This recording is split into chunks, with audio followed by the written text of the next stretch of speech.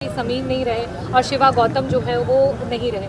तो इसके बारे में भी चर्चा हुई कि जो इसमें लोग जिम्मेदार थे उन पे अभी तक कोई कार्रवाई हुई कि नहीं हुई। कल ही मेरी परिवार से भी बात हुई थी, शिवा गौतम के पास भी बात हुई थी, तो जो चेक भी दिया गया है शायद उसकी धनराशि अभी तक नहीं पहुंची है। और साथ ही साथ ये भी मतलब हमारे अध्यक्ष के द्वारा कहा गया है कि ये जो लॉस हुआ है ये हम लोगों की जिम्मेदारी थी और कहीं ना कहीं बहुत बड़ी चूक हुई जिसकी वजह से हमारे परिवार से लोग चले गए और ये हमारे हॉल में बैठे हुए भी लोगों के परिवार का कोई व्यक्ति हो सकता था।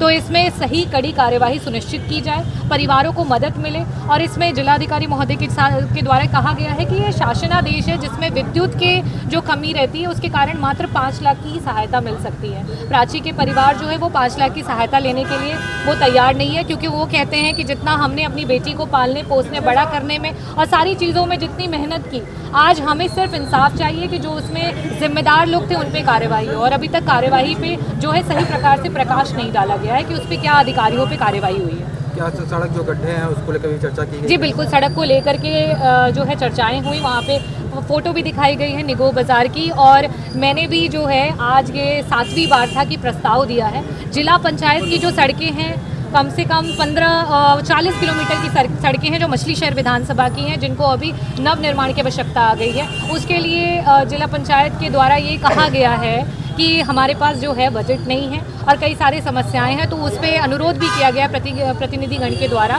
कि उनको पीडब्ल्यूडी या किसी और विभाग को छोड़ दिया जाए या एनओसी क्लियर दी जाए कि कम से कम इन सड़कों का निर्माण हो सके। आए दिन वहाँ पे जो है एक्सीडेंट्स हो रहे हैं, लोगों की जानें जा रही हैं। पीडब्ल्यूडी विभाग की भी बहुत सारी सड़कें हैं जिस पे अभी तक कोई बजट नहीं आया है।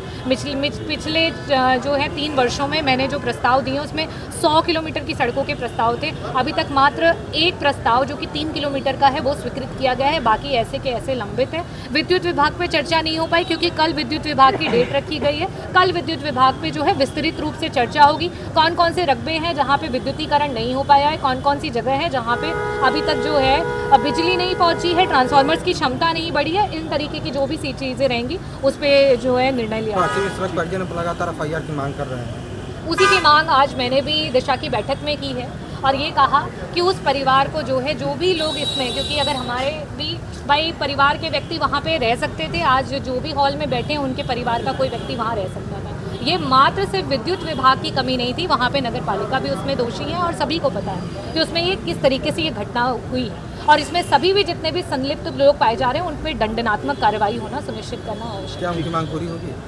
देखिए, पूरी उम्मीद है और हम सब लड़ रहे हैं, जनता लड़ रही है उनके लिए और जब जनता लड़ती है तो उसके सामने हर किसी को झुकना पड़ता है। ये हमारे संविधान की ताकत है।